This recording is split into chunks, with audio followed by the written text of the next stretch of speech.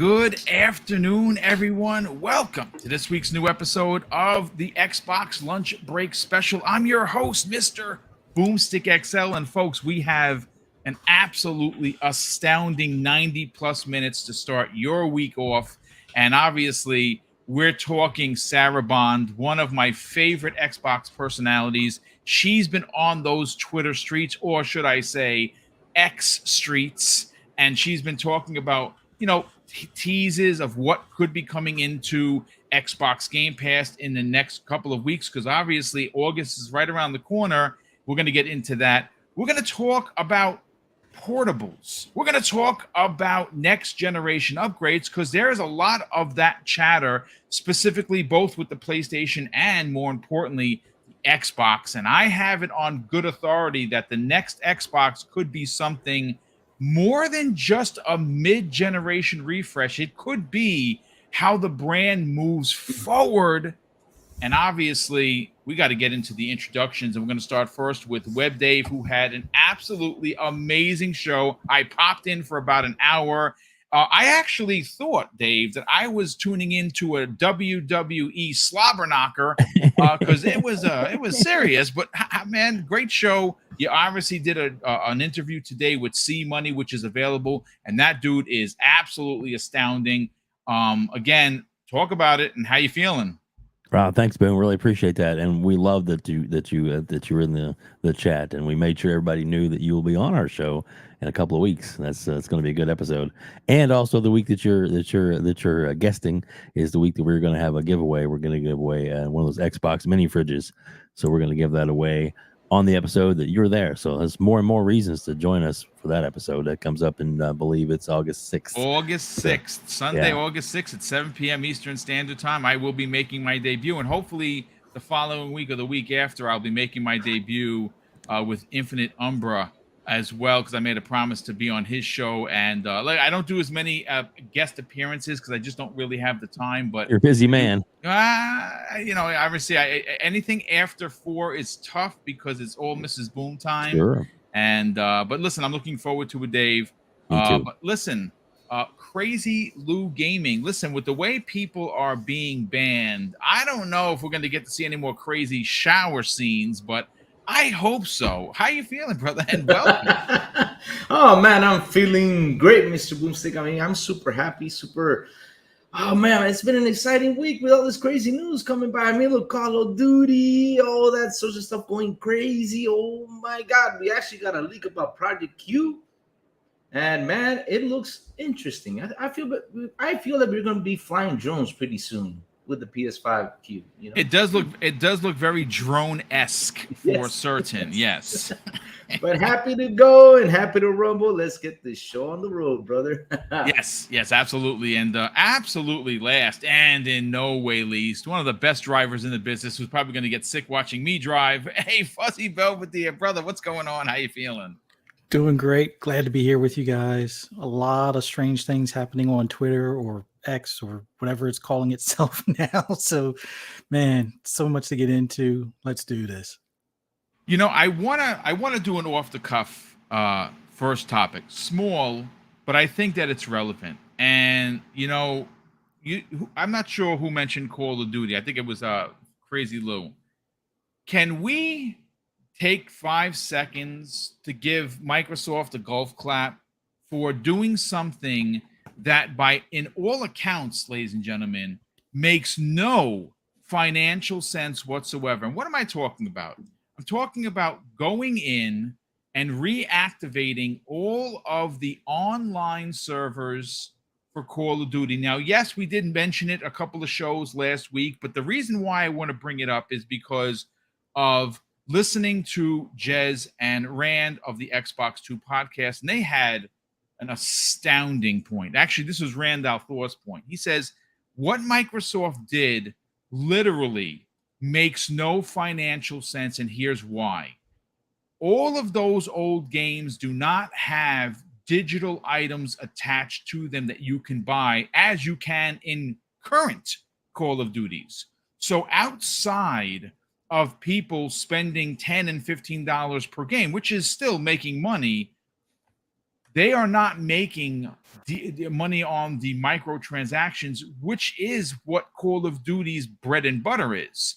And when you consider this small move, it has, Dave, such big ramifications. And I think, and I said this last week, and I want to reiterate, folks, this is, at least in my humble opinion, an olive branch to potentially all of those Xbox 360 players that left to the PlayStation 4 because of price and messaging and marketing, and more importantly, Call of Duty now in the lapse of PlayStation for the entire generation up until what is expected to be over in the next couple of weeks, Activision being first party. I think that this is going to potentially bring back players. I think people that are not invested in Xbox are going to see this and they're going to say, wow, I love these games. I know these games exist. They don't exist on my PlayStation, but I can come back to Xbox and there's so many ways to play. Maybe we start to see a migration of sorts. And on top of that, thanks to Crispy Bomb, who is in the chat, my brother from another, they turned back on matchmaking for Call of Duty 1, 2, and 3. I mean, not Call of Duty, Gears of War 1, 2, and 3. I mean, if you remember, Jim Ryan said to the world, who the H plays old games? Well, apparently old games sell, and that's been making some money for Xbox and Microsoft. Let's talk about it, man. How big of a deal is this for the player counts to go upwards of 200,000-300,000 people playing a game from 2012? You coming to me first? Yeah, absolutely. Okay, I'm sorry. I wanted to make sure. But yeah, man, that's exciting. It's smart business. It is absolutely one of the best things that they could have done, for the simple fact that it's already there. And it's like, all you got to do is spin a team in for a little while, do a little cleanup, get little things, throw a couple switches, make sure everything's working good, up to par, up to running, and let them at it. And you know that the old Call of Duties would never have been revitalized under Activision, because they want you to go to the newest one. They want you to stay off the old, go to the new, but they're going to have new owners. And Microsoft, thank goodness, you know, they're one of their big pillars of thing is the older game access, and it is smart business, because not only does it get you into feeling nostalgic and to playing games that you haven't played in a while, but you're now used to playing them. Like, wow, look how good this one is. I wonder if the newest one is going to be even better. You know, those kind of things. People that maybe haven't played them, or you remember times when you played with your buddy and you really want to get in there and jump on it. Man, that is it's smart. It really is smart. It's the way that it's one of the reasons why I feel that Microsoft is really going to chip away big this generation at the difference, or should I say the distance between first and third. I think it's really going to start to tighten up because of these kind of moves that they're making. And it doesn't really cost them much more money to do that. I mean, Dave, let's call a spade a spade. They're making money on games that have been sitting digitally unpurchased, and I don't know what the sales numbers are specifically yet. I guess we will learn from our good friends like Tom Warren and Benji Sales, right? These are people that I look towards for these kinds of numbers, because that's their business. And I can say with full authority, though, Dave, that the top 5 selling games, 4 of the 5 were Xbox 360 Call of Duty games, which, once this deal is done, will be dropping into Game Pass. People did not want to wait. So, yeah. I mean, they didn't, you know, and this is just like I said, it helps feed the fire, feed the fever. And, you know, hopefully very soon we'll find out exactly whether the agreement with Sony, the 10-year agreement that they signed, is a restructure of the old agreement to where we may be able to get some games in Game Pass sooner than we expected. I'm expecting 2023's Call of Duty to be in Game Pass. I know it's a shot. It's a Hail Mary for sure. But when Dave, you mentioned restructured, the Call of Duty deal that they just signed is going to be effective immediately once they own Activision, which negates the old Call of Duty marketing deal that they have. And Jim Ryan said himself that he doesn't want to pay for marketing on a game that is going to be looked upon as an Xbox exclusive. I mean, it makes perfect business sense. And what that says to me, and again, this is a bit of a Hail Mary. Please call me out if you think I'm a knucklehead. It's fine. I think that there's a real possibility that we get back to back bombs of AAA games. And I originally had a Diablo coming in August, but because of this holdup with the CMA, I don't think it gets there. I do think it gets there sometime this year, but could you imagine a 3-month block? September, October, November consists of Starfield, Motorsport, and Call of Duty. Wow. Yeah, talk about it. Yeah. Or BlizzCon? What if they dropped it at BlizzCon? That's coming up.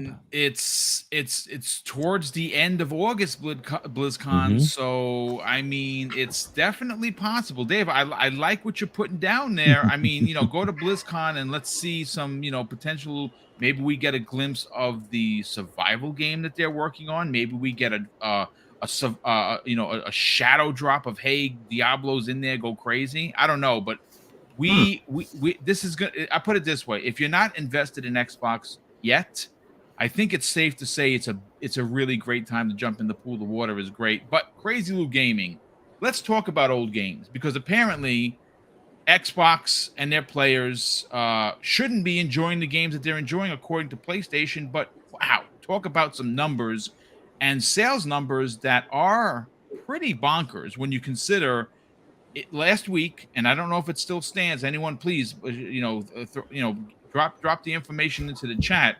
The top 5 selling games on Xbox Series X was 4 of the 5. First of all, 5 of them were Call of Duty. All 5.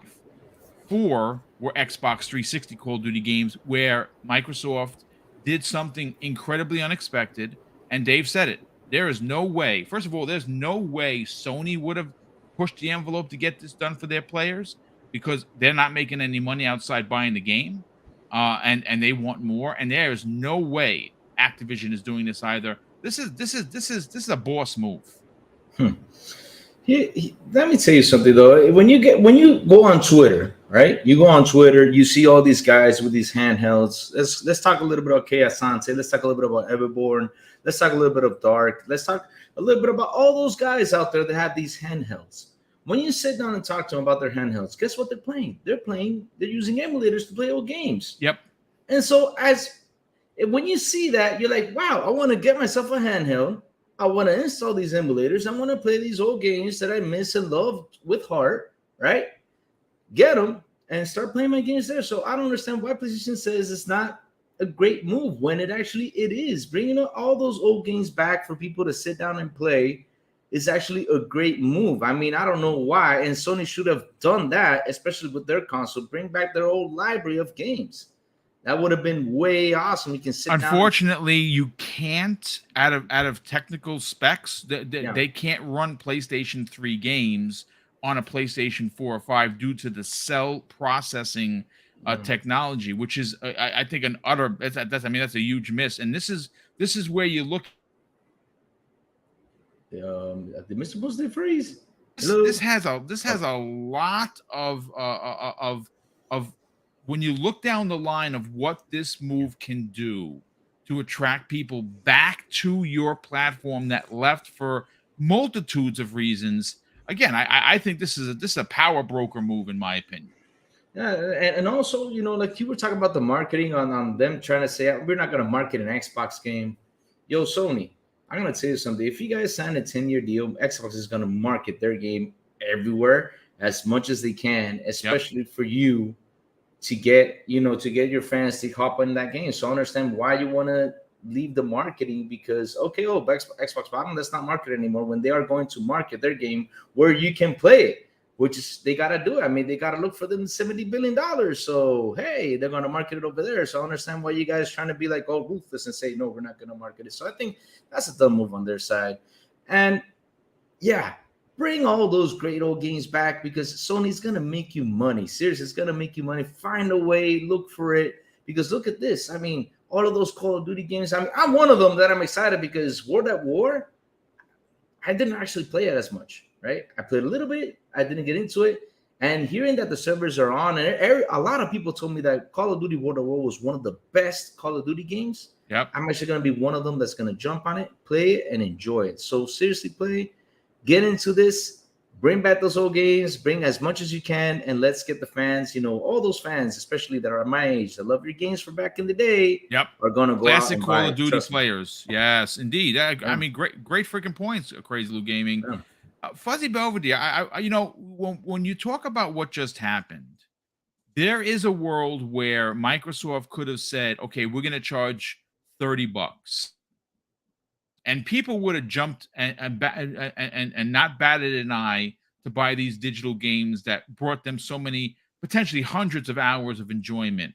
But everything was about $10, except for I think Black Ops 1 and 2. They were $15, and they're selling like gangbusters. And I think what is I really want to drive home this point.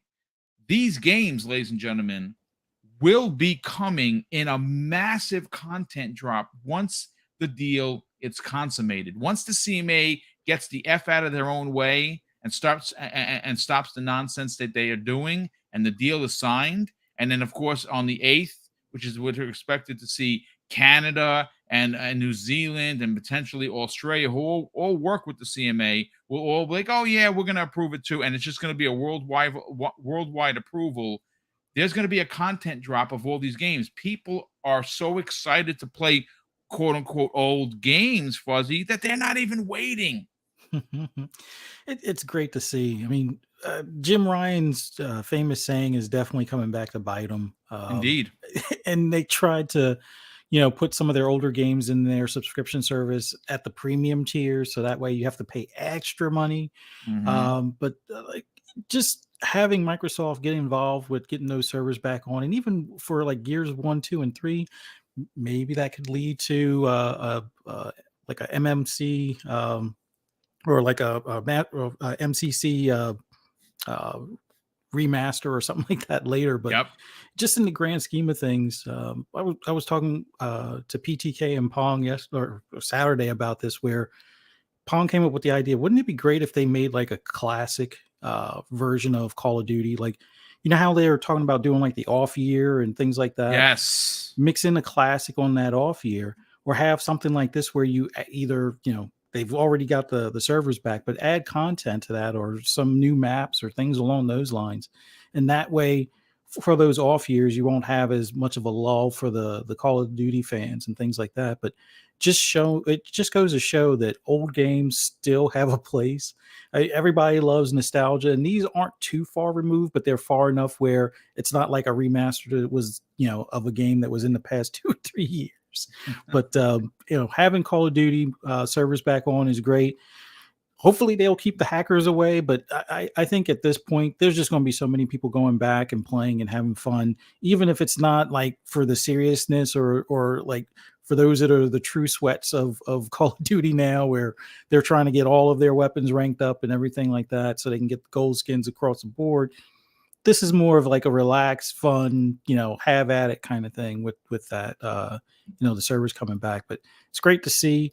Hopefully we get those in Game Pass here soon. Hopefully the deal gets announced as being closed by Gamescom, and then maybe the first party.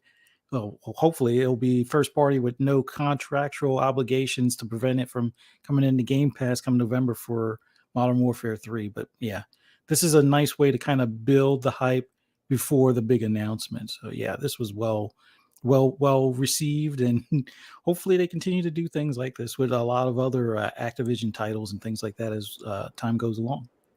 It's incredibly forward thinking, that is for sure. And I think instead of actually people going back to these games, and some people are going to play competitively, and that's good on you if you have those kind of skills and that's what you're looking for in these older games. But I think a lot of people are going to hang out with buddies that they haven't hung out in years, or some of their crew that they play on current Call of Duty to go back where maybe they first met.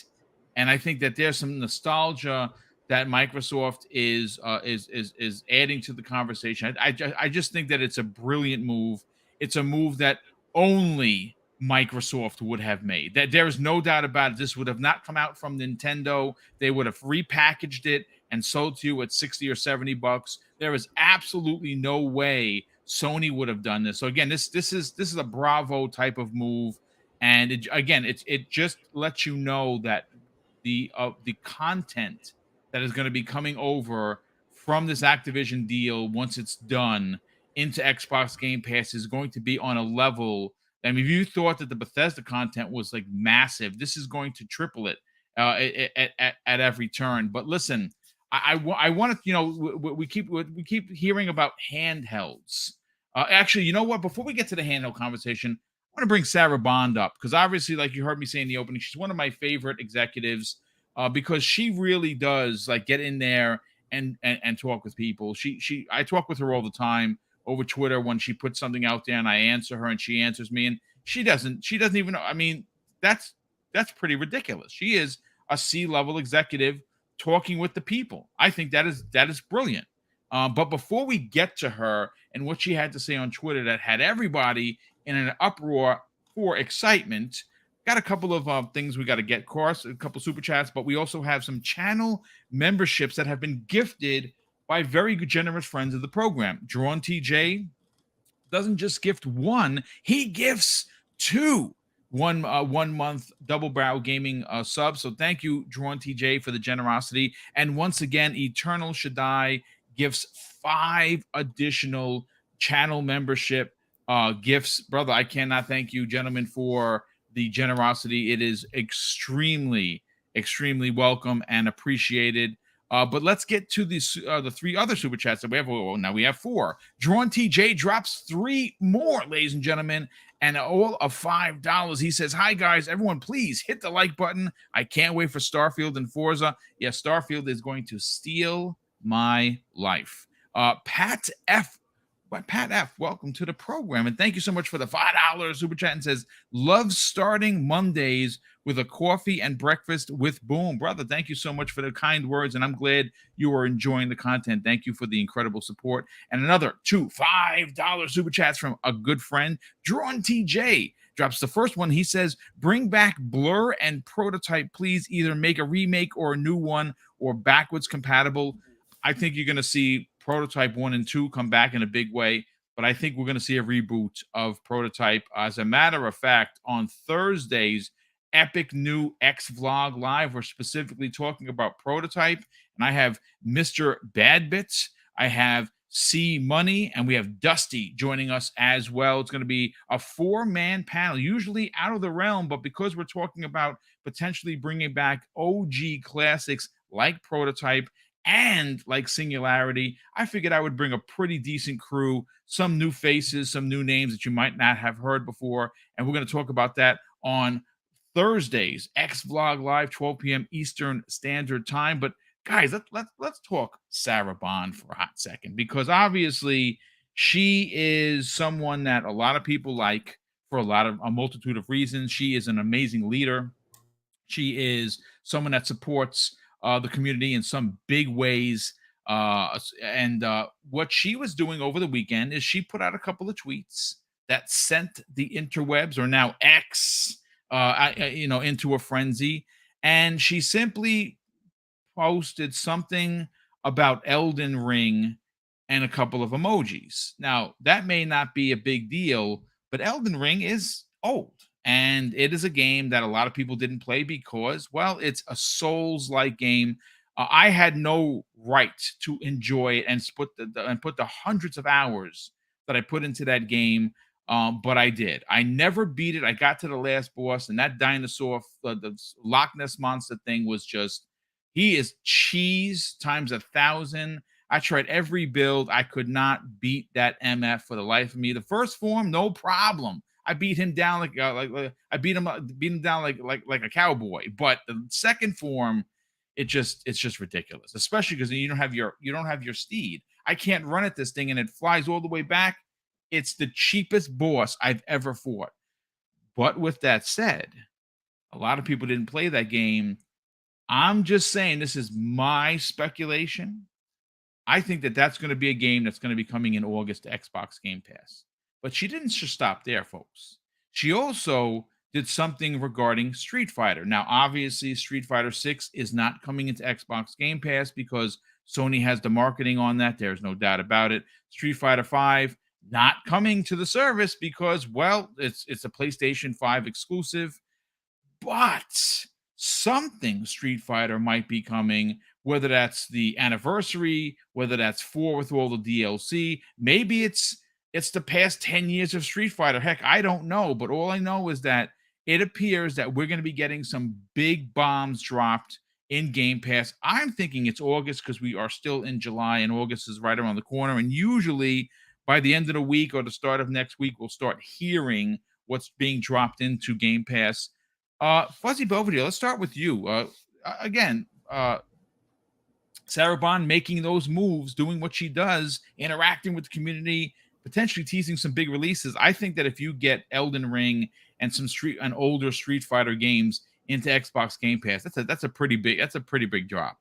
Oh yeah, it definitely is. And it's funny. Originally, I think Xbox was supposed to have the marketing for Elden Ring, and that kind of went away or something towards just before launch. So it's almost like From kind of owes Xbox a little bit to some extent. But in the grand scheme of things, I think early on last year, like within the 6 months of Elden Ring coming out, there were rumors of it being in like xCloud, as far as being one of those games where I think there was a testing session where if you own the game, you could play it via cloud if you would like.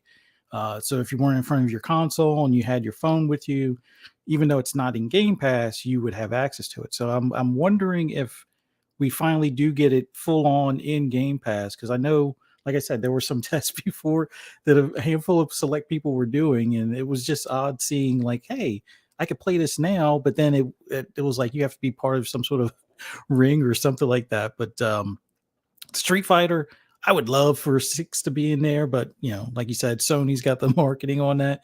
Unless Sony is kind of like, burning all bridges because of this whole ABK deal. Because as we know, Capcom has been real friendly with Xbox as of recent as well, with Exoprimal going in day and date. And then we have the Path of the Goddess that's coming, I guess, next year, which was that new game shown on stage for the Xbox showcase and stuff. So who knows? Maybe that, or like you said, the anniversary edition, or the top was it Street Fighter Alpha Super or something like that. For maybe that comes to Game Pass, but yeah, she always likes to drop these unique hints where she's taking a picture when she was in Europe and just happened to be passing. Like for instance, that picture of the Sega Sega building. I mean, yeah. Come on. Now she has come out since and said, please don't try to read too much into some of these. This is a game of about games or something like that. So we will come back to that picture next year, my friend, when they announce they're buying Sega, and I'm going to say, you see, the tea leaves were written right in front of us. We just never bother reading.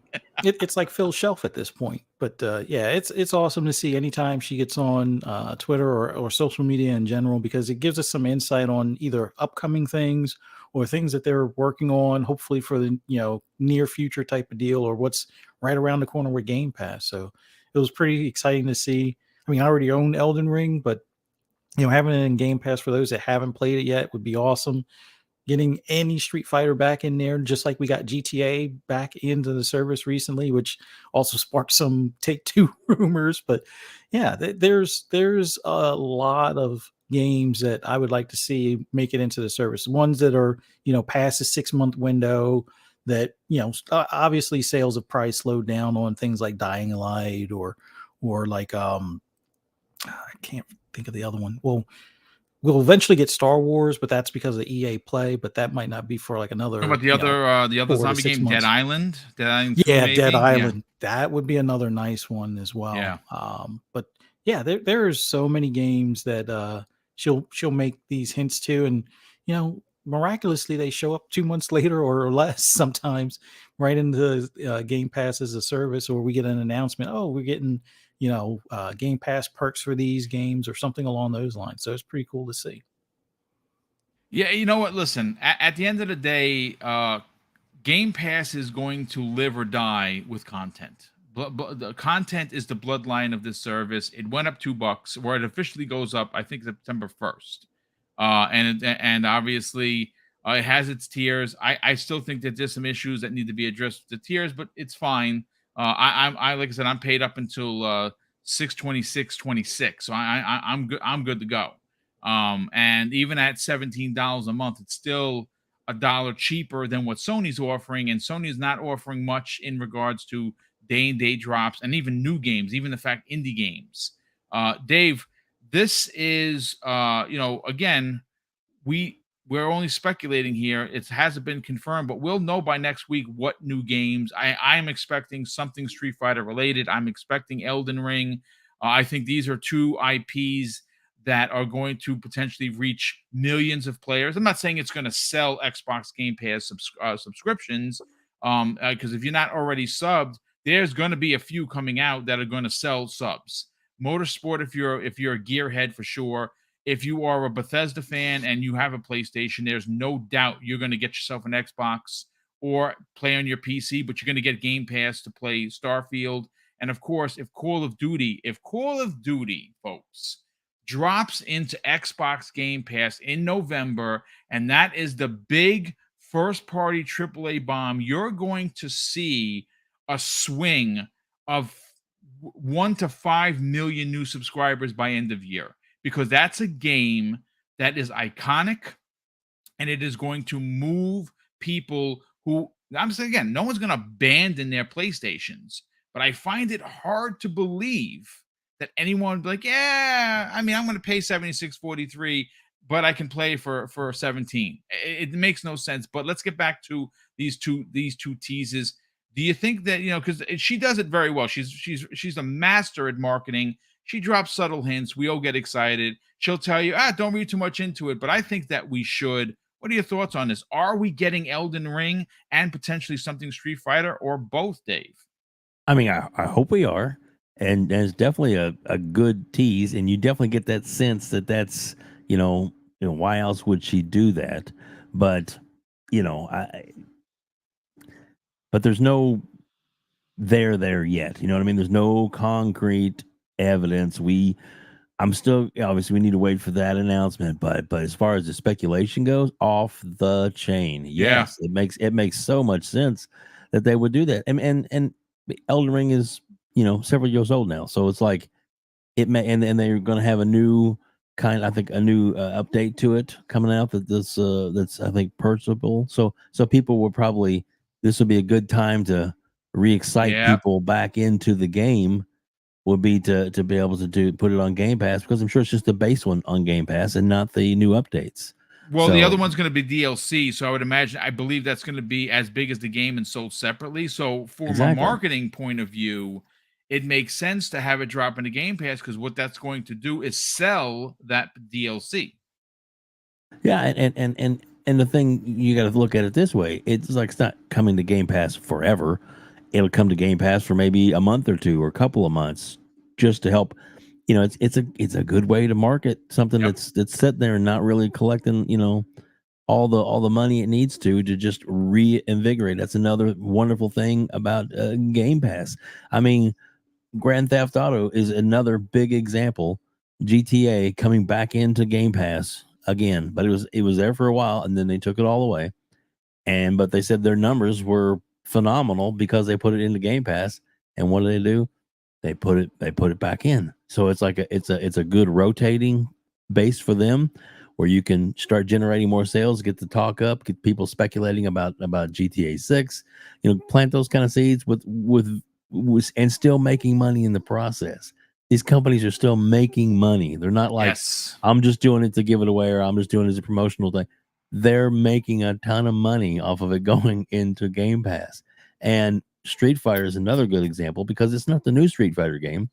It's not the 5 that'll is exclusive to Sony forever. Yeah. It is a classic anniversary edition Street Fighter, one of those that really gets people excited, 'cause, where it kind of all began, kind of thing, but yet still advanced enough and more characters than just the original Street Fighter 2 base game that originally came out. So it's a good way to, even if, like I said, even if it's just a couple of months, 3 months, 2 months, 6 weeks, maybe it goes away and then comes back in. These are the kind of things that Game Pass is going to be really helpful with. And the thing too, when you're selling Game Pass or at the end of the year when people are buying their next game systems and all this kind of stuff is starting to come out, and we know that Starfield is going to be big for Xbox and for Microsoft in general, but to be able to, for little Timmy who's like, Mom, get me an Xbox. I love little Timmy. He always seems to make his way into the podcast. He does. His Tiny Tim is what he is, Timmy. Anyway, so you get him in there, and he's like, please, Mom, may I have some Game Pass?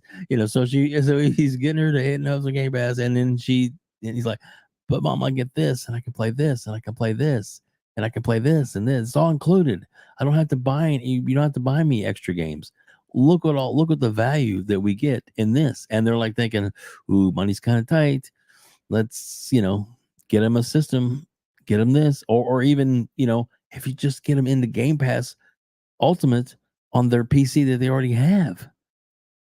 And then that's still gonna, be able to save them money. And there's value proposition in everything that Microsoft is doing right now. Absolutely. And there's a lot of people, there's all this and that and this and that.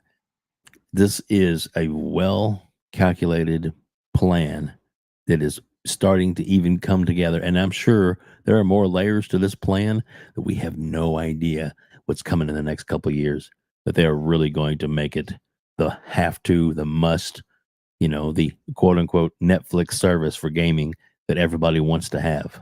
Yeah. That's what I think.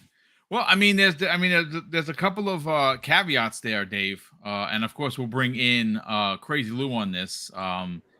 No one else is going to do this. Yes, Amazon at some point is going to jump in the water. Obviously, Google tried; they died, and they're not coming back. Sony's not doing this. They have a service, but it is a shell of what Game Pass is, because they I don't know whether they can afford it or they want to.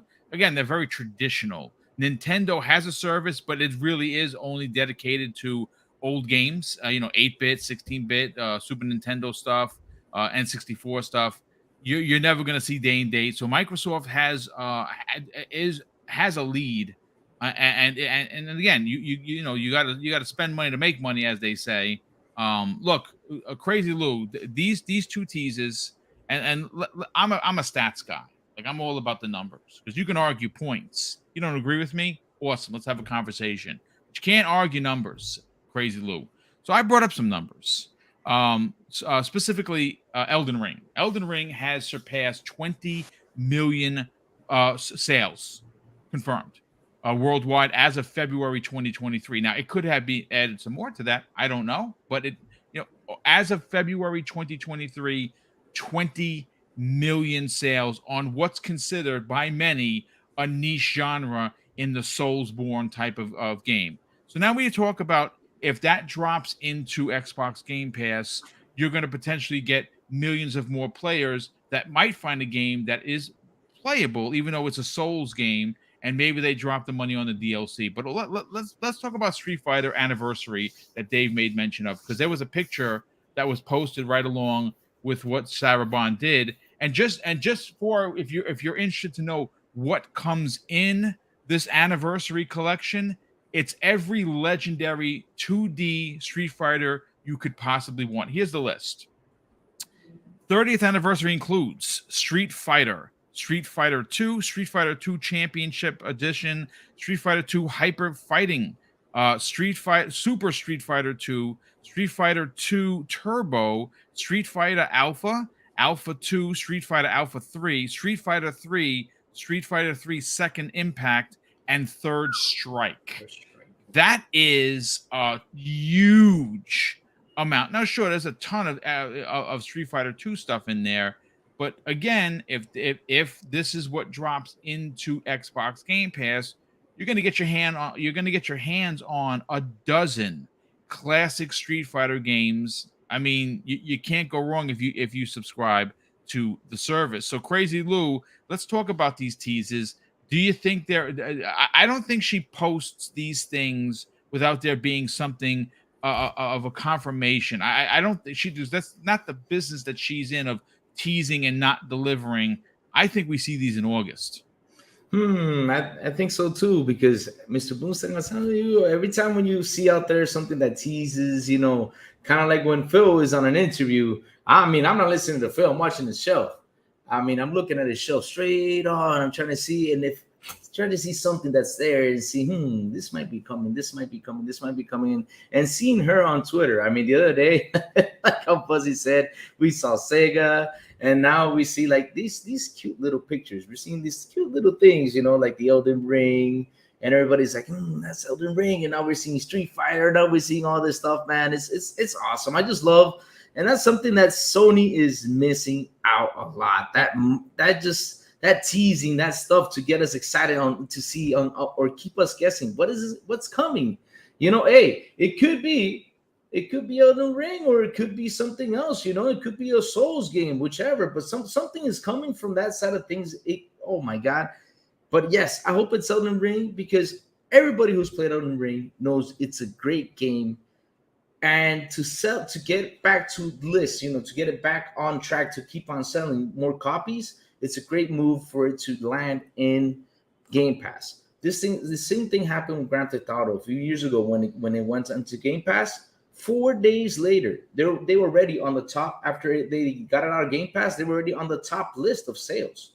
They're already on the top list of sales after they got it out of Game Pass, because people started talking like, "Oh my God, did you play this game?" It's a good way to market it. It's a good way to tell people, hey, you should try this game, try it out. If you did not try it, go buy it. Oh my God, this game is awesome. And you get that, what's it called? You get that hype back up again. So if those games are coming, and like you mentioned, Street Fighter Anniversary Series, I have it. I love it. I love Street Fighter. I'm a big fan of Street Fighter, especially the Alpha series. For me, it's one of the best Street Fighter series. And if they do bring that, that will be another fantastic bring into Game Pass. Or if they can, and I hope they can, bring Street Fighter 6, because you know what? On sales, it did good, but it could have. Yeah, Sony has the marketing rights, and I guarantee you that in that contract is no Game Pass, as they did with other ones. Actually, I'm trying to find it because someone had made mention. Did Sarah Bond, and people help me out here, because I missed this. Apparently, and again, someone was asking, did Sarah Bond make mention of Resident Evil? And I don't know if she did. If she did, I missed that. I saw that. She mentioned Resident Evil. I saw that a few minutes ago. Let me look for it. And okay, so then here's the thing, folks. If she mentions Resident Evil, I'm here to tell you without a doubt that Resident Evil 8 is coming to Xbox Game Pass. There's just no doubt about it. And could you imagine that kind of a Capcom drop? I mean, one could suggest, and I don't want to go down this route because it's going to get people crazy, because, we don't want to talk about acquisitions, or maybe you do. Could you imagine if this is some sort of indication that Capcom and not Sega is the next one? I mean, I'm just saying, if we're going to go crazy, let's have some fun. That would be a great buy. It would be, because Capcom's my favorite company of all time, and yes, they're high on the list for me. But I just, they're doing so well. I don't see them selling, but again, we're having some fun here, folks. Listen, let me catch up on the super chats, and then we're gonna get into some Xbox portable talk. We're gonna start off with Project Q, which is we know what it looks like, we know what it does, we know how much it's gonna cost. I have a strong suspicion, folks, that even though Web Dave is going to buy one, and maybe a lot of people in the chat are going to be like, yeah, I could spend $200. I think this is going to flop. I think the fact that you can only use it at home, it literally makes no sense of the word portable, but we will get into it. We have Dreadful Sean drops a very generous $5 super chat and says, Elden Ring hits Game Pass for weeks to a month before DLC drops. Yeah, it makes perfect sense, brother. Highlander 001 drops a $5 super chat and says, afternoon booming panel. Tencent now has controlling interest in Techland, the makers of Dead Island and Dying Light. Microsoft should do that.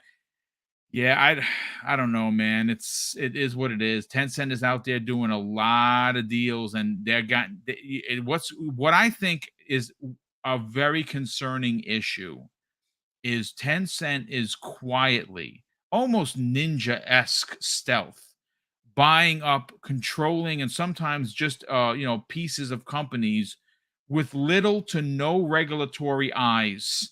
They're all concerned about Microsoft, the big bad, and they're allowing for Tencent to come in and buy up pretty much everything with no pushback. So I think ultimately the regulators around the world need to take their heads out of their asses and potentially look at what is happening here.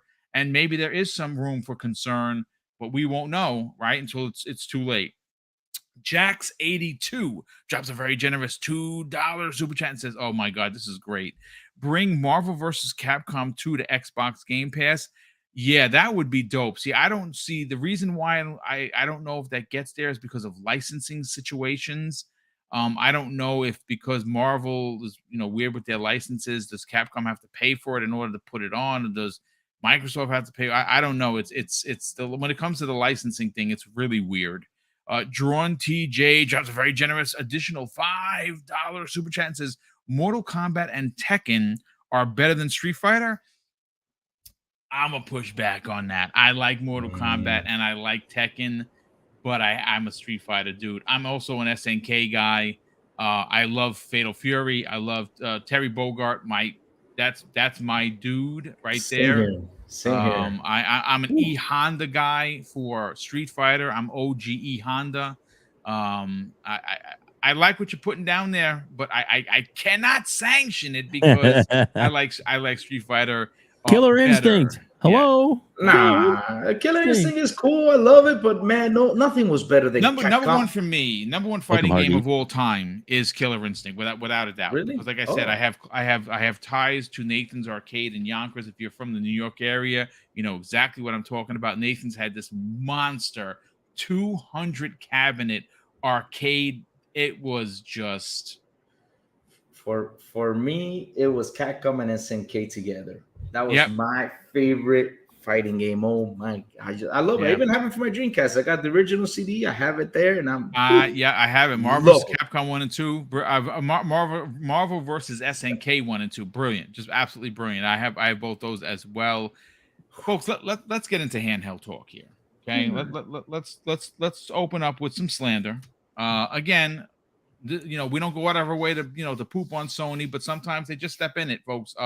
Project Q was announced. I had originally said this is going to be a $400 device because I thought it was going to be a portable. I said I even went crazy, said it's Sony, so they're going to charge $499, and of course I was wrong, which is not a problem. Turns out it's going to be $200. So to be fair, the price is pretty freaking good considering it's Sony. $200 device. I like it. The screen is pretty sizable. I like the fact that the controller, on the side, your DualSense is split, and it is the same as what you would have if you're playing your PlayStation 5. I think that is a great design. I like the haptic triggers that it's going to have.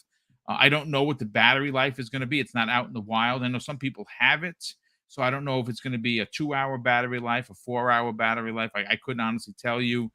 But I think where Sony failed, folks, is the fact, and this has been confirmed by numerous people, that the handheld, which is supposed to be portable, could only be used to stream games from your PlayStation 5. I think this is a monster miss, in my opinion. Especially when you look at what the ROG Ally is doing, when you look at what the Steam Deck is doing. Heck, you can even throw into the conversations there the Logitech G Cloud is portable because you can download games from the cloud and you can play the game and you're good to go. Again, I think that if you are a parent that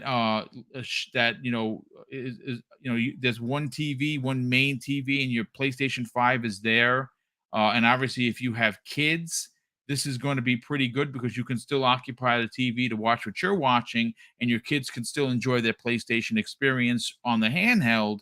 But I think that the fact that it's stuck Crazy Lou Gaming to the actual household doesn't really make it a portable, right? I mean, you can't take it anywhere with you. I don't know. I mean, what do you think? I think we're getting a PS5U soon. This could be the new PS5U instead of how Wii U get a PS5U. That's what I think we're probably getting soon, because if you can't take it anywhere, then why the heck are you gonna make this? See, that's something I'm kind of scratching my head on this, right? I mean, I'm starting to wonder if they don't sit down or see social media, especially in the gaming side of things. I'm starting to scratch my head on this. As we talked earlier about bringing the old games back, right? And they were totally against that.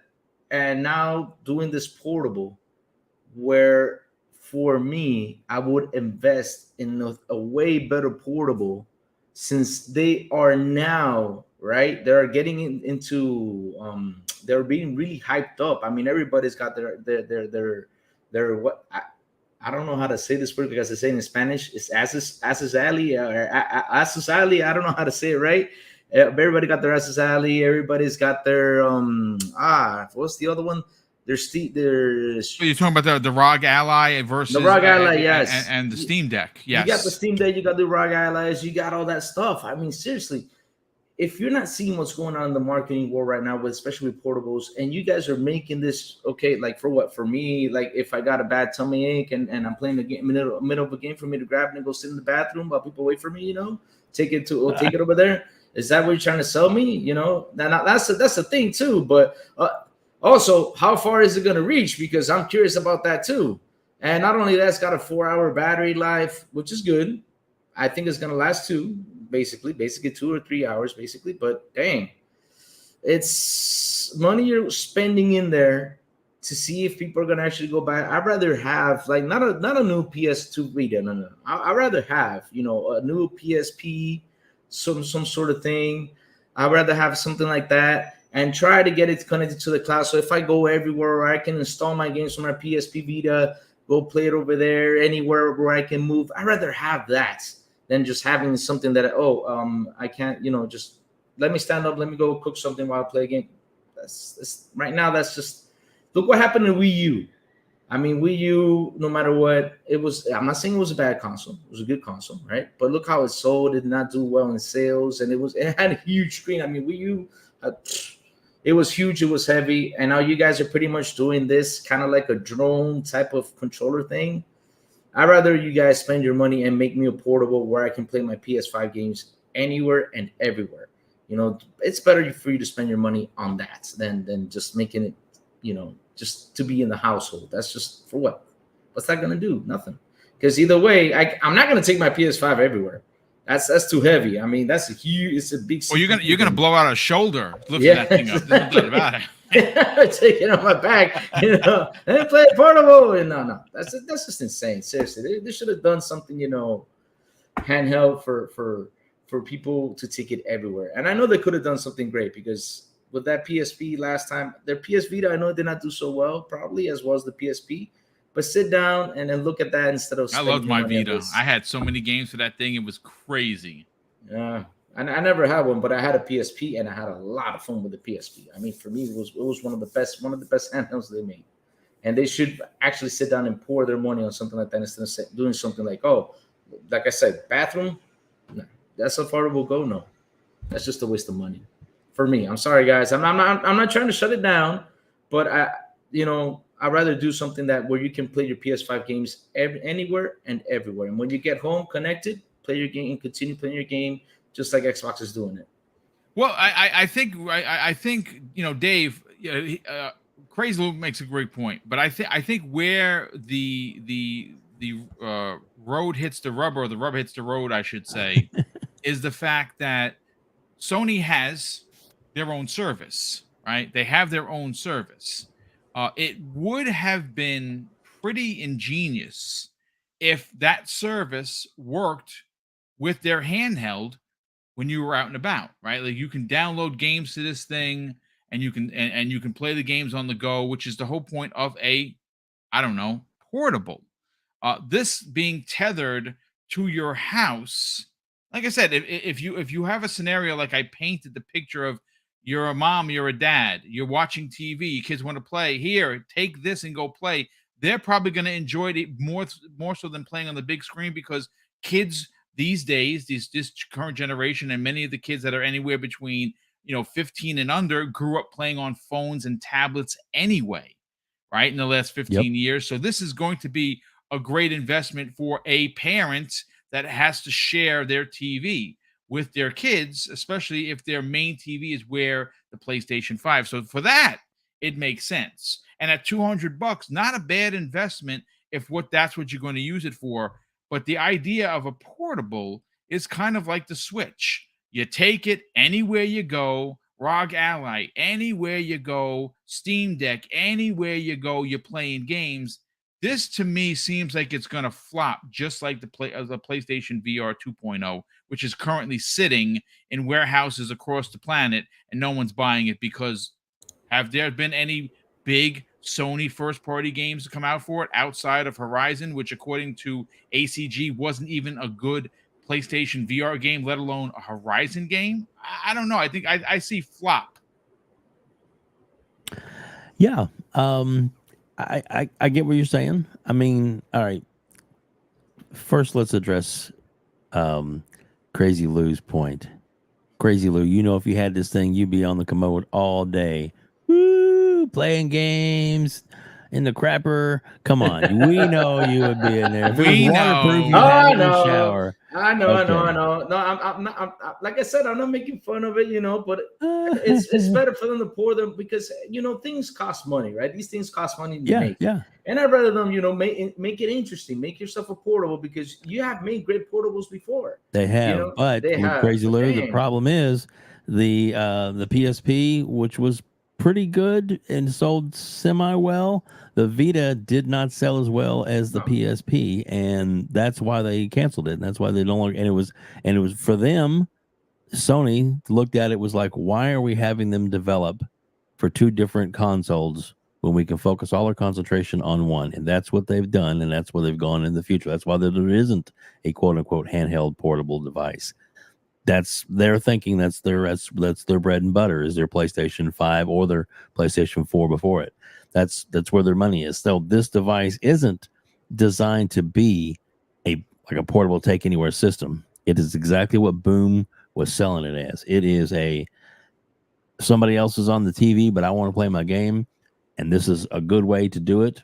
And also, from what I understand, there's the possibility that I can actually play together, meaning that you could actually, one person could be player one, somebody else would be player two with that device, so that you can actually, depending on the game, but you can actually play with somebody that maybe either doesn't, they're not on the big screen, but it's still able to do, a multiplayer type game or co-op, I should say. Okay, so, like for instance, I think what you're putting down, Dave, is the fact that maybe if dad and kid want to play Fortnite together, right, or brother sister want to play Fortnite together, that is cool.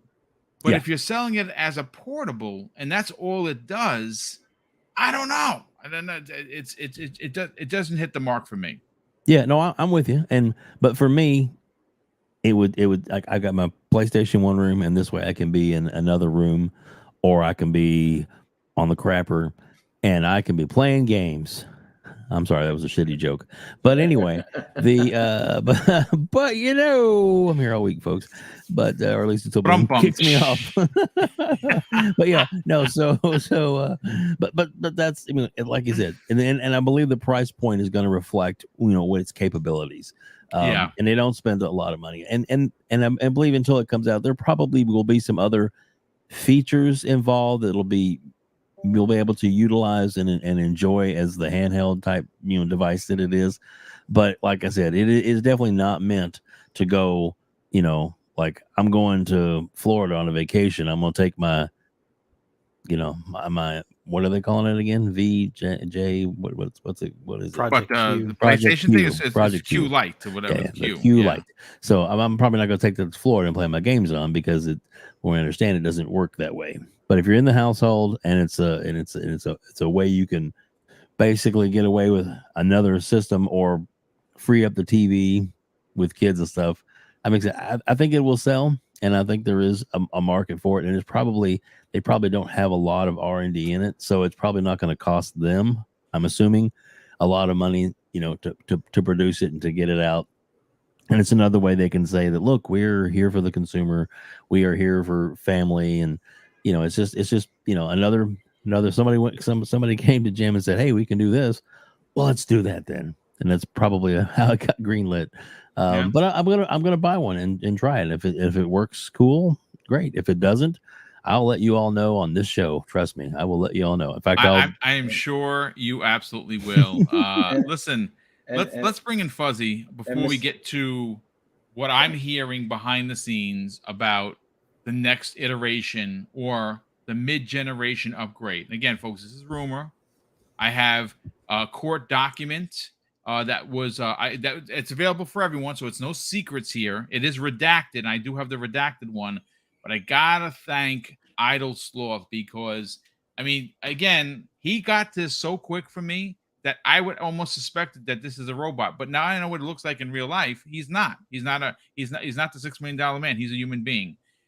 Shout out to you, Idle Sloth, because I had DM'd him and I said, listen, I saw this document, I read it, I saved it. For the love of Jehovah, I couldn't find where it was, and he was able to provide it for me. And I'm gonna read you verbatim of what this says, folks. It's something. It says three Gen 10 consoles, and one of which is two of which is the Series X, the Series S, and there's a third one in the list. It's redacted. I'm going to tell you what I think that is, but we'll get to that in a second. Let's talk about what the PlayStation Q Lite. Again, there's people are going to buy it at $200.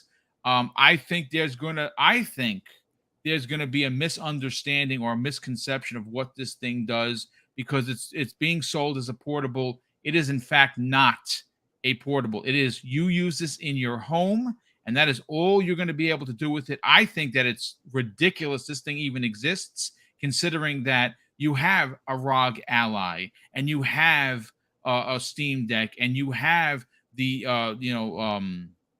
Logitech G Cloud and other handhelds that might be a little bit more, but are portable. What are your thoughts on this, man?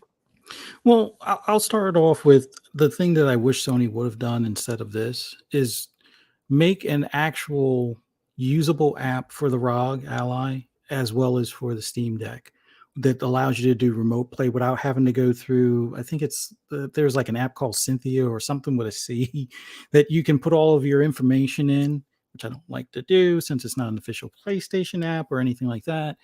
And you can do remote play on those devices. This is basically their in-house version where you don't have to worry about doing all the coding behind the scenes like you would for the Steam Deck or ROG Ally. So if they had just done an app like that, that would have been huge for me.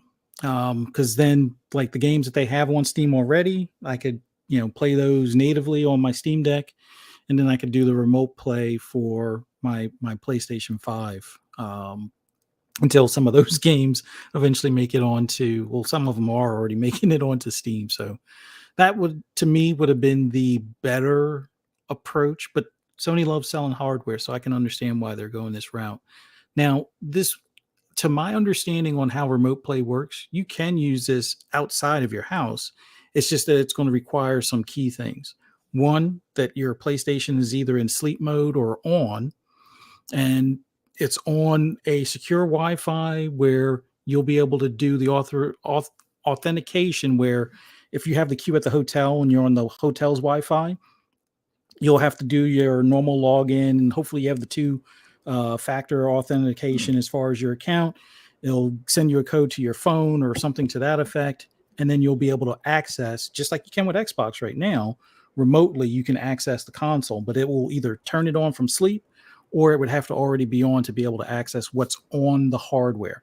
Now, if it's a game that you don't have on the actual hard drive or on an external attached to that PS5, then yeah, that's going to be a no-go. But anything on the console, you should be able to access. So it gives you that limited window portability, which for a vacation, if you're going to stay indoors a lot, it's fine. If you're going to be going out to dinner or going out and exploring or going out to camping or somewhere outdoors where Wi-Fi isn't going to exist, then yeah, you're kind of hosed. Now, the alternative would be if there's cellular service, you could use your phone and like one of those backbones or like a Kishi or something like that to be able to, access your PS5. So in that regard, I don't know why this device exists per se, but it has, I guess, some functionality for some people. What I would have preferred to see, and this to me would have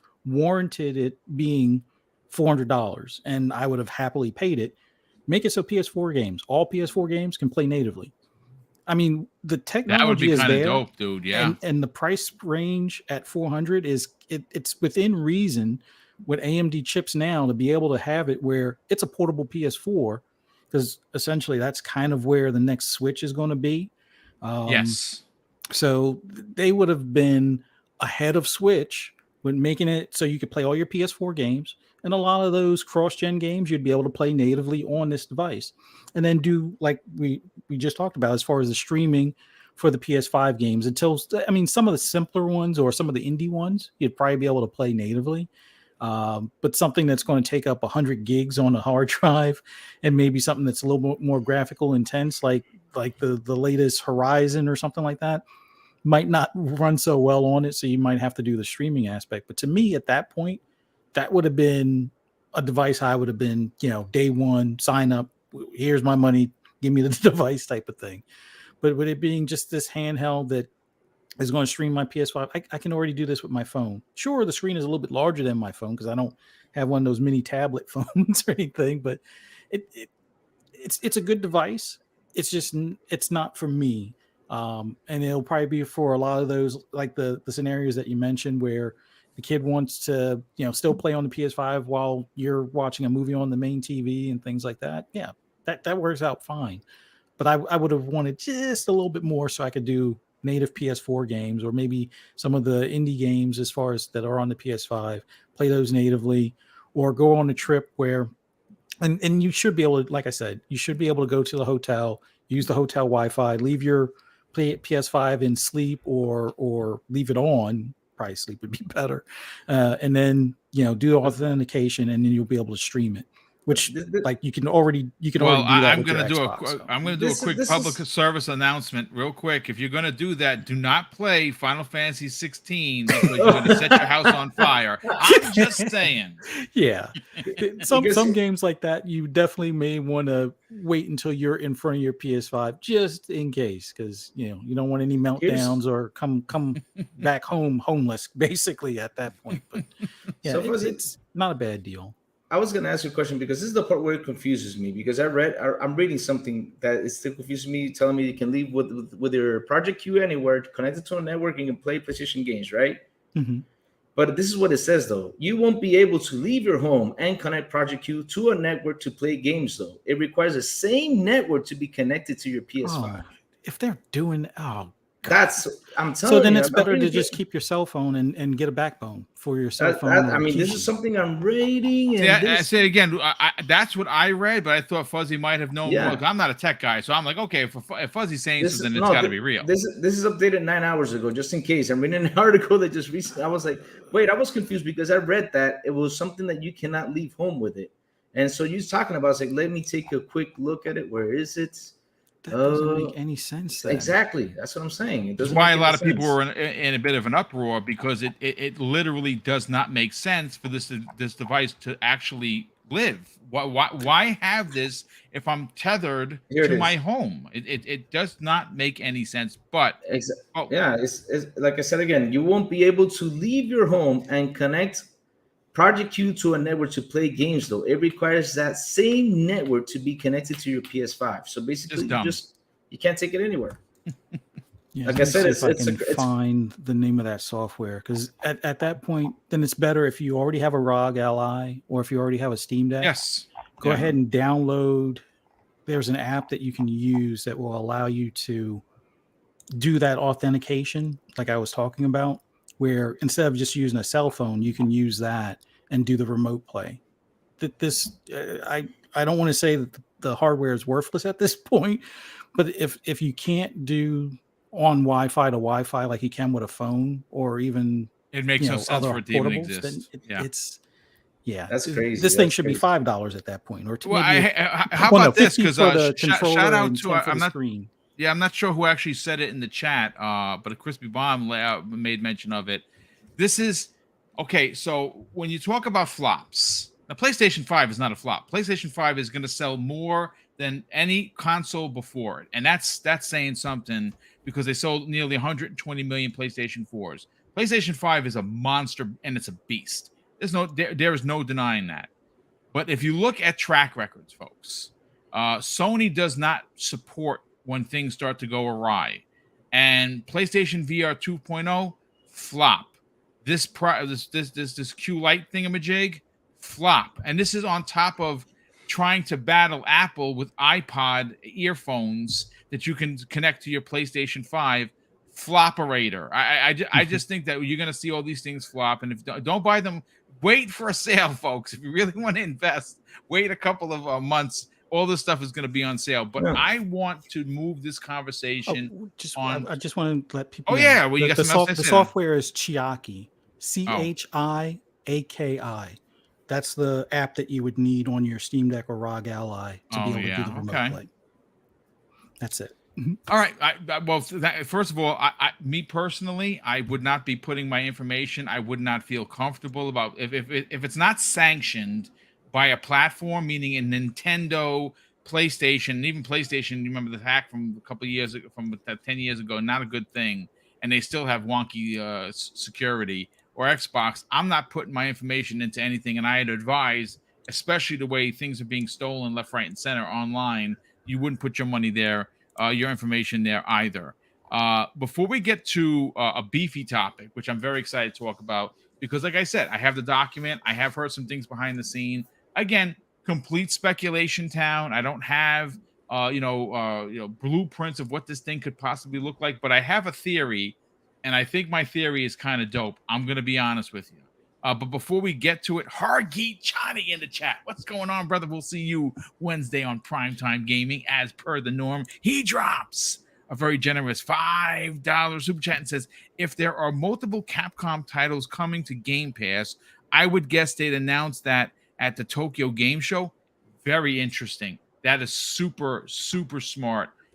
I believe that's in September, the Tokyo Game Show. So maybe it's possible. I know that this year's Tokyo Game Show has been dubbed, and this is by the sponsors of it, literally the biggest Tokyo Game Show ever. That's what they're saying about Gamescom, especially when Microsoft. It's going to be their biggest presence ever. Phil and company are going to be out there, so I would imagine there's going to be some sort of an announcement. But I would I'd also go on to say that Hargeet's onto something. He makes a lot of sense where if you're going to announce a bunch of Capcom games, where better than the Tokyo Game Show? So that actually makes a great point. Michael Mooney drops a very generous £5 super chat and says, I wonder how much extra support for a Microsoft mobile game store could be gained if they added mobile OS support to Xbox Series consoles. I mean, would this play for King? I think they got something in the works. We don't know what it's going to be, but I think it's going to be big. I remember I gave them the $1 million idea that I will not get one piece of credit or a penny for, and that is Xbox Game Pass for mobile, $4.99 a month. I think it's a thing. Again, it's my theory, and if it comes to fruition, remember you heard it here first, and I got no credit.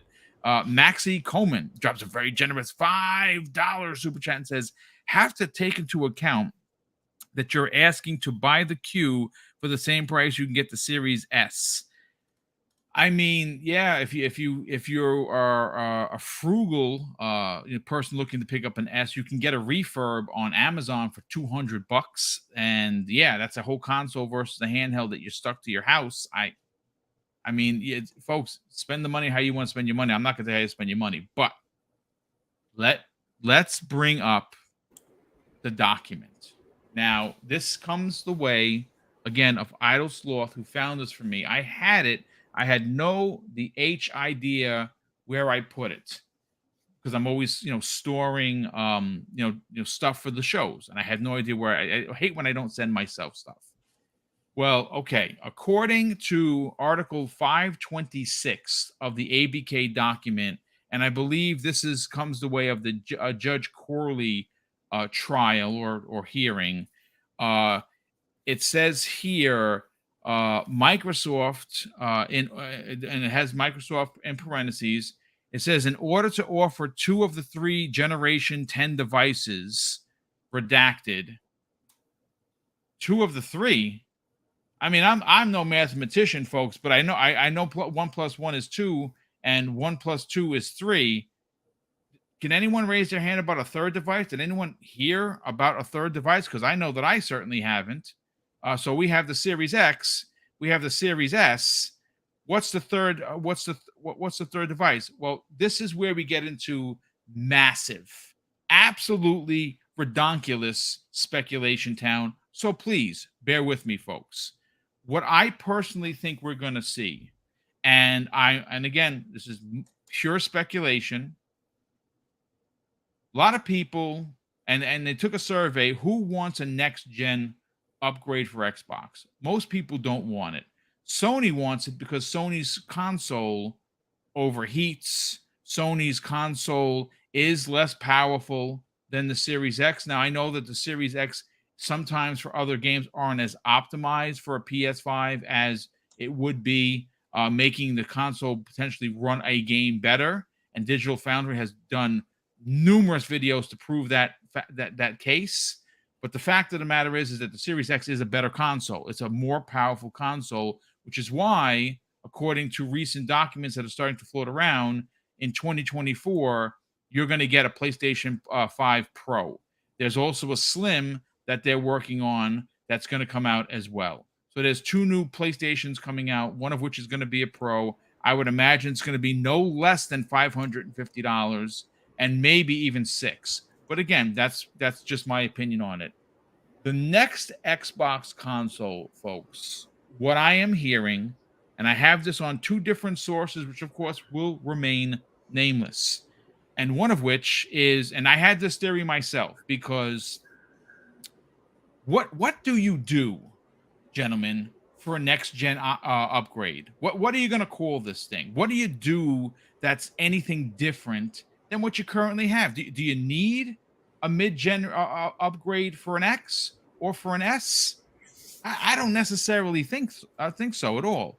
What I think, and if I'm Microsoft, and again, this is speculation, this is starting to make the airwaves, if you will, you're going to have a dockable console very similar to the Switch, but it's going to be Xbox branded.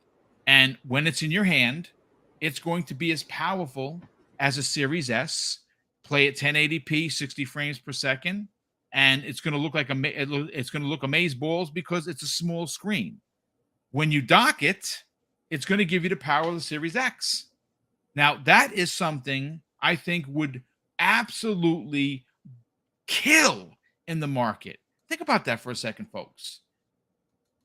I don't know what you price this thing at. Do you price it at 3? Do you price it at 4? Do you price it at 5 as much as a Series X? Docked gives you Series X quality. Portable gives you Series S quality. I got to be honest with you. If you're going to make a mid-generation, a next generation of mid-fresh, whatever you want to call it, and you really want to kind of knock the industry on its ass, you bring out your own dockable portable that allows you to save games to this thing. You can play via the cloud, which Microsoft is making a big push for, but you can download games onto this thing, and when it's docked, gives you the power of the Series X. Undocked, power of the Series S. I think it's a brilliant idea. But again, I'm not a marketing guy, and I have no technical skills whatsoever to build this thing. Fuzzy Belvedere, I want to go to you first on this. I think that if you are going to do a mid-generation refresh, Sony is going to be very Sony. They're going to do it by the numbers. You're going to get a PlayStation 5. You're going to get PlayStation 5 Slim. It's going to be a cheaper price. They're making money. You're going to get a Pro, which I don't know what it's going to look like, but it's basically going to be a little bit more powerful than their PlayStation 5. And obviously, at that point, now you have 4 SKUs. What do you think about the potential and the rumor that we could see a dockable Series X and S combination? That would be awesome, as far as just for the fact that look at how the Switch itself, and considering that's way underpowered in comparison, but how popular that is and how functional that is, both docked and undocked type of thing. Having something that's like a Series S in hand and then dockable to almost like Series X level, whether it's like a in between the two or basically the hybrid of the two, that would be almost like a match made in heaven as far as being able to take your games on the go, not having to worry about doing remote play or anything like that. You can just actually take the console with you. I hope it's true. It's just one of those things where I know they had Keystone before, which was the streaming thing that they kind of shelved for a bit. After it being on Phil's shelf, they shelved it for a bit. But I would love to see this type of hybrid from Xbox, just for the fact that there are times where I would rather play something on my Steam Deck because it feels more like something you should play in handheld mode. Now, Diablo could kind of fall into that range, but that would be something where I would have the choice. Like I want full screen for my Forza stuff. So whether it's Forza Horizon or Forza Motorsport, I'm doing that on the big screen. But if I'm on the go, or if I'm just sitting around, family's watching a movie that I'm not really paying attention to, I can go ahead and play like Cult of the Lamb in portable mode or something like that, and then switch back to it being full screen mode later and things. So that would be huge. I always suspected at one point that they would do like a Series X without the disc and then just plant that at like the $400 price point or something like that. But that technically shouldn't really warrant for a new SKU, because it's basically the same as a Series X, just a digital version. But having something that would be a hybrid, dockable, that would actually probably cause me to exchange one of my Series X's for that, just so I have that portable. Although then some dust might collect on the Steam Deck for a bit, so we'll see. But fingers crossed that comes to fruition. Yeah, it would be awesome if it happens. I'm with you, Fuzzy. I think that it's definitely something that that will be very useful and very very, I guess, kind of tap into the market, because a lot of people were saying, wouldn't you like to have a portable unit? Wouldn't you like to have a handheld? With all these other handhelds that are really doing really well on the market, such as the ROG and the Steam Deck, that to be able to play your games natively and then have it too. I don't know what it would cost though. What kind of screen would they have? I mean, there's so many questions about what would it be? And Sorry about the I had someone at the door. I had to get over there. So I appreciate you taking over, Web Dave. Thank you for that. Can I jump in something and say something real quick? Sure. Can you imagine that if this after all this buy and all this deal goes through, I mean, Microsoft could probably bring back a Windows Phone back, because that was back in the day, was ahead of its technology. So they can actually get into the mobile business too, which would be pretty awesome later on, as you guys were talking about something portable. So that can happen. Let's cross fingers, that would be pretty cool if they did that. Yeah. I mean, listen, you don't know. I mean, they're going to come back to mobile in a big way, and they're going to. I mean, you have heard that they're working on a mobile something in the background. I would imagine that it's going to be some sort of an Xbox mobile app, and they're definitely going to be working on a store to incorporate everything they're going to get from King. Yeah. Dave, I want to go to you next on this, because you are willing to drop $200 to see what the Project Q for the PlayStation 5 is going to be. I'm a tech guy also, but I'm just not giving Sony money like that, because, like I said, I'm still tainted from how they treated me as a PlayStation VR 1 fan, where I spent all this money and none of those games are available, which is just ridiculous. So that's why I didn't get a PlayStation VR 2.0. Maybe when it's $200, I'll invest. But when you look at the potential here, and again, folks, this is pure speculation. This dockable portable is going to give you potentially Series S power on the go. It's going to give you Series X power docked.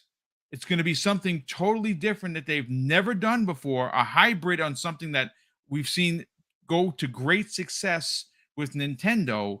But I think when you consider the bigger picture here, besides the device, you have xCloud and you also have Xbox Game Pass, where if you incorporate these two services into this thing, it is going to make the value skyrocket because you're going to be able to play Starfield on the go, Motorsport on the go, Call of Duty on the go. The potential here is tremendous. What are your thoughts on this, quote unquote hybrid portable? I hope that it's real. I could see it, and it's just, obviously I don't know. We don't know until we know, but it seems like I would be happy with it being the S quality in and out of handheld. In other words, even docked, if it was still just S quality, I would be happy with that. I don't know. That's certainly a pretty good theory. I didn't even consider the S is what it is. You're going to get great 1080p gaming. I don't know what they could do for docked. Maybe they bring it up to 1440 like you would with your regular Series S. But you don't need more than 1080p. People are like, oh yeah, but I want a 4K. You don't need it on a handheld because on the screen that size, it's going to look amazing. That's a great point, Dave. You have one of those, or at least had one of those X screens, right? You demoed it. Yep. Imagine. Obviously that's big. That's not portable. But the thought is that it's that power of that unit being able to play on a screen like that, because that wasn't 4K screen, correct? Yes. Okay. Or it was. What are you talking about? What the X screen? Yeah, the X screen. I don't think it was I don't think it was 4K. Okay. I think it was 1080p, to be honest with you. But still, it looked great, right? It looked phenomenal. Yeah, it absolutely looked fantastic. So if you had a screen, maybe not quite that size as far as, but a portable type, and then being able to do like the controller and everything together, and it's been 3 or 4 years basically since the release of the original, I guess final concept, I should say, before it was released, of the Xbox Series S. So they would probably be able to take those components to some degree and make them either smaller, more compact, more, utilize it better, because the more technology grows on, that's why they make quote unquote slim models over time, is because they're able to compact, they're able to get better value and get better parts to make sure that it's more reasonable. And if they can get an affordable screen, and if they can get, all that stuff can come together and it can still do everything you want it to do, be portable. And of course, that's the big thing that probably would have to quote unquote worry about, would be the battery life. Because if it only lasted like 2 hours, that would hurt. It'd be Achilles heel right off the bat. If it lasted 4 plus, that would be big. That would be big. So I think it's possible. Yes. Would I buy one? I'm your guinea pig. I'm the guy that yeah, I'll buy anything like that. You know me. I will try it out and see what's up, and make the best of it. But it seems more like R&D type research and development. Like, let's see what we can come up with for that it's actually like it gonna come to market. I hope it comes to market. But we do know, and you've talked about this before too, Boom, that a lot of there's a lot of games they green light and say let's work it out, and then either halfway through the cycle of the game, or it's like it wasn't quite to the potential that they wanted it to be, so they scrap it, or they move on to another project. More times than people realize. Yeah, and in the same way with over the years, Nintendo's pretty innovative group of things that they have come up with. And some have hit, some have missed, most are successful. I mean, They even had people buying cardboard to make a little headsets and stuff with their system, and people bought it, and it worked for a while. But then, kind of the fad, wore off of it. But still, they're willing to try, and hopefully, Microsoft is willing to try this kind of avenue because I think it'd be successful. I'd love to have it. I'd love to see it, and maybe even if it's in R&D phase now, maybe in 2028 when the quote unquote next gen comes out, that maybe that's something that they have as we have the base portable type unit, and then we have our super high end whatever unit. I mean, there's anything is possible, and I love that we can all dream and speculate because it's gaming, and that's what got us to where we are now in the industry. Back in the days with just little dots and dashes and little things, and you think about where we're at now. That it's definitely, I think it's possible. I hope it happens, and let's will it into fruition. Boom. Mm-hmm. It's interesting. And again, folks, I'm going to throw this out there. I don't know if she's listening, but literally Sarah Bond just tweeted something pretty. I mean, again, this is what she said, folks. Didn't mean to confuse by starting with a bunch of Game Pass games. This is just about games. No hidden messages about Game Pass or anything else. I'm an emoji fan, which she is. On a long flight, I made these game name emoji puzzles and decided to share just for fun. So she and that's how they came off of. She said Elden Ring, and she just it just people went crazy with it. I still think that these games are coming. I'm gonna be honest with you, but we will certainly see. Crazy Lou Gaming, because there are a lot of people in the chat right now, which of course, thank you so much. We have almost 700 people here, which is awesome. That feel a type of way of potentially they don't want a Switch-like device because they're happy with their Series X. Now, granted, you don't have to buy this device. I'm saying I would buy this device in a second. I also like what Dave is putting down. What if the next iteration of Xbox is not a box?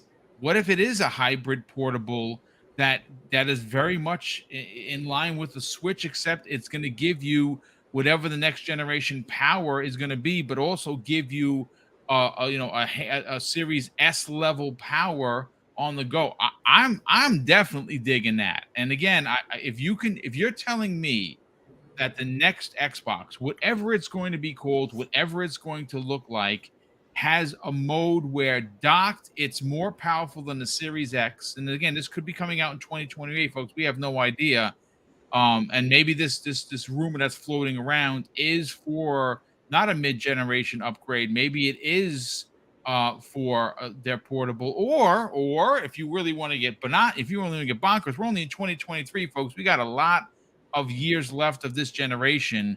What if this mid-generation handheld Crazy Lou Gaming is a test to see how many people are digging this idea of a design? So when they release the next one in 2028, it is a full-on, when it's docked, it's twice as powerful as the Series X. When it's undocked, it's as powerful as the Series X. I mean, again, I'm not a designer. I don't know. But what are your thoughts on this? Here's my thing on this. Here's my take, because they're already doing testing.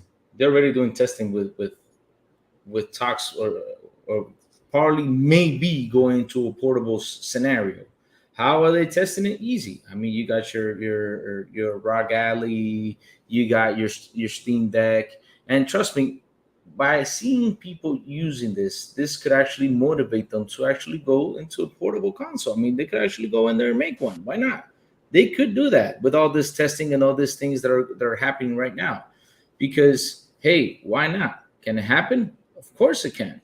Will it come soon? Maybe so. I hope so. I hope that, later on we get something like that. And like you said, with the power of the S, a good screen, and what's really important is the battery life. I mean, we need something that can have a good battery life, and that's something that Xbox has down, especially with the controllers. I mean, when you grab those Elite controllers, I mean, since I moved here, I don't remember the last time I charged my controller. I played 4 hours each time. I don't remember the last time I charged my Elite controller. So they do pretty good in battery life on the Elite controller. So yeah, if they're gonna do that, I hope they bring it with a good battery life, good functionality, works great. 1080p with ray tracing, all that awesome stuff that we love. S power level. That will be great if they bring that to the table. So yeah, if it's in the talks and they're testing and doing things, hey, I hope it does release. Even though people are like, no, I don't want to get it, no, this and that. It's an option, guys. I mean, it would be cool that how you were mentioning, Mr. Boom, that in the next gen, right? Next gen, we get a big series, next big console, powerful console, and we can get one that it's portable and you can take it everywhere, and it's not that expensive. You can dock it and just take it. That would be pretty good. Since the Series S has got that portable TV thing, which is pretty cool, and you used it, you love it. The thing is, even though the Series S is small, but still, it's something that's a little bit too big to take because you got to take it with the controller. So yeah, it would be nice though if they can actually make something kind of like that and get that thing into market. I mean, I would love it, and I would be one of those to buy it because yeah, I would love to play my Xbox anywhere.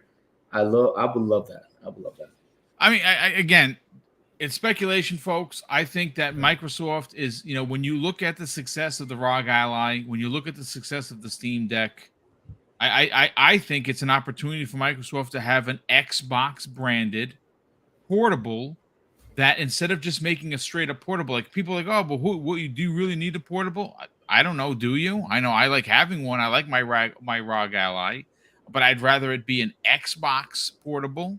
I like the idea of potentially, having the ability to dock it and get power of the X, undock it, get the power of the S. You get the best of both worlds, one price. I mean, but again, that's to the eye of the consumer. I know a lot of people are like, no, that can't happen. One guy said he's gonna switch to PlayStation. Then you should switch because you're probably not going to get a traditional everyday mid-gen upgrade. I don't think that Microsoft said they don't need it. They took a poll. Nobody wants it. I mean, now again, giving credit where credit is due, this conversation came up with Randall Thor and Jez Corden. And, Microsoft might be in a position where they're damned if they do, they're damned if they don't. If they do a mid-gen refresh, people are going to be like, yeah, why'd you do it? Because Sony's doing it. But if they don't do it, how come you didn't do it? Sony did it.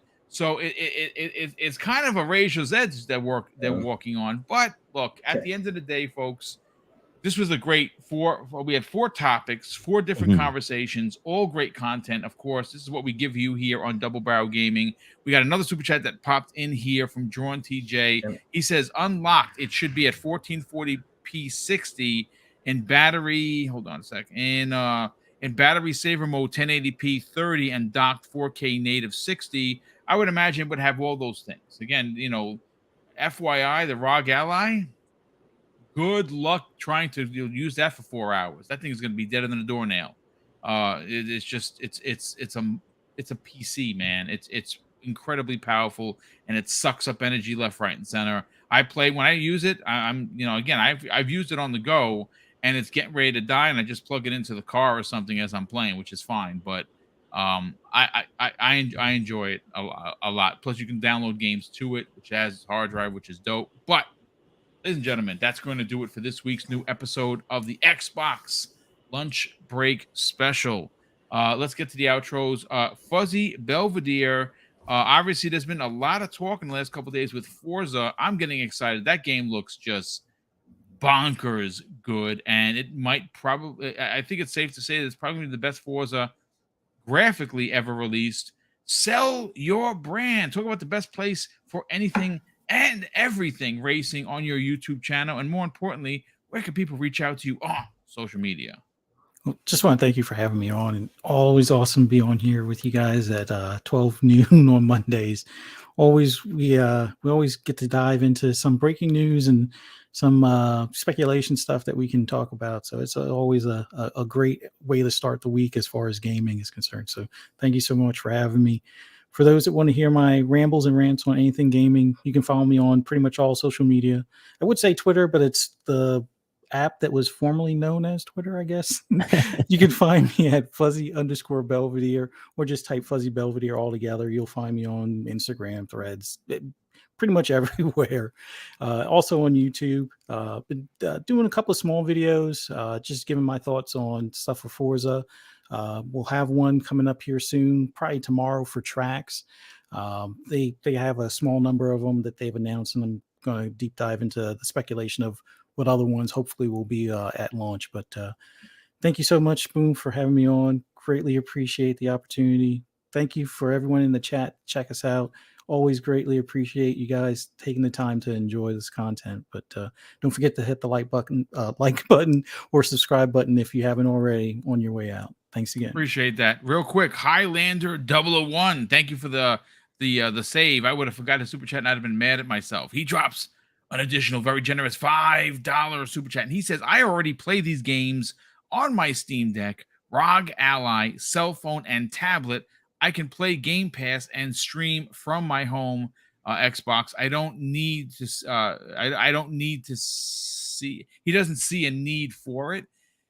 I mean, maybe not for OG Xbox players. Maybe this hybrid, this speculation or hybrid is for incoming Xbox players that don't currently have an Xbox, that are looking, that might migrate from PlayStation, migrate from a Switch. I mean, it's not going to be for everyone. And if you have a Series X and you have a ROG Ally, you have a Steam Deck, do you actually need this? The answer is probably no. Would I still buy it? Probably, because I really want a dedicated Xbox handheld, but that's just me. Web Dave, sell your brand, brother. Talk about the show you had last night, where people could find you each and every Sunday at 7 p.m. Eastern Standard Time with Retri on the new episodes of the Gaming Council podcast, as well as, of course, your one-on-one show that you do each and every week. And this week, you got a great guest in C Money. Sell it. Thanks, buddy. I just dropped it in the link in the chat, so everybody can check that out on the YouTube channel. Had a great interview with C Money that dropped today. It's find out more about his family and how everything came together, and how they have which is pretty amazing. They actually, on their channel, have a short that has over 1 million views on it. It's pretty amazing. And we all want to reach that. but yeah, lots of great talk last night on the show. It was really fun with Retri, and hope everybody gets a chance to check it out. Lots of great guests coming up, including you in 2 weeks. I keep throwing that out there, making sure he doesn't back out on me. No, I'm just kidding. Nope, I know I'm there, he's brother. locked I'll in. be I there. know he is. I'm just teasing. But yeah, that's gonna be exciting show. Not sure who we're gonna have on this week. We're still working behind the scenes to see who we can get as a guest this week, but I have a feeling it's gonna be good. So there you go. Thanks, Boom. Yeah, I appreciate you. Look, the work that you're doing. I'm looking forward to the show in 2 weeks, August 6th, folks. I'll be making my debut on that show, obviously 7 p.m. Eastern Standard Time. And last and no way least, leader of the Xbox International podcast with his craziness, Crazy Lou Gaming. Sell your brand, brother. Talk about where they can check that out, and more importantly, see some of your antics. Hopefully that they're not so auspicious that you get banned, like so many people are getting banned recently. Jeez, man. Oh, you can find me, at least for now, because I don't know if I'm going to get banned, though, on Twitter or what is it called now? X? It's called X. Okay, X. Let's call it X then, or on X as Crazy Louis Gaming, where I say good morning and do all sorts of crazy stuff on the Xbox International Podcast channel, which I play scary games sometimes on Tuesday, playing with Crazy. Catch me on there when I put my tweet on there. Also, Xbox International Podcast on Wednesdays at 7 p.m. ET with Sour Blow, Silent Cypher, and the Big Boom, where we talk about what's going on the gaming world and everything that's happening. And Xbox International Espanol on Friday with Eternal Shaddai and ASCAP Gaming, and sometimes I'm there. Also, maybe, let's see, 7 p.m. ET. So catch them over there, guys. And that's all I have. And thank you all. Chat, you guys are awesome. Love you all. Mr. BoomStick, thank you for always having me here. Like always super fun, man. Always super fun. Thank you so much. Yep. Appreciate you being a part of this show each and every week. Crazy Lou Gaming. And of course, I want to say a big thank you to all the super chats that came in once again. Mrs. Boomstick and I are incredibly grateful for the outstanding support, both in super chats as well as channel memberships. And of course, obviously, this is just the start of the week. There are still 4 other shows. You have Tuesday's Xbox Factor podcast. You got Wednesday's Primetime Gaming with Mr. Boomstick and Friends. You got Thursday's X Vlog live at 12 p.m. Eastern Standard Time. And then, of course, we sum up the week, or we put a bow on this box, and we get you off to start your weekend with Breakfast with Boom Friday mornings, 10 a.m. Eastern Standard Time. And of course, if you're finding the channel for the first time, I do ask that you consider subscribing. We are now on the hunt, folks, for 14K. And the more people that sub, the quicker we can get there, and we can do that with your help. And of course, before you get out of here, please, for the love of Joe, hit that like button. And I'm going to close out the show with something that's incredibly important to me. Hopefully one day it'll be important to you. That's something that my dad taught us when we were kids. And he would say, Craig, treat others how you want to be treated. And also, it doesn't cost anything to be nice. You live by those rules, Craig. I can guarantee you're going to have an awesome day. So take care, everyone, and we'll see you next week on the newest episode of the Xbox Lunch Break Special.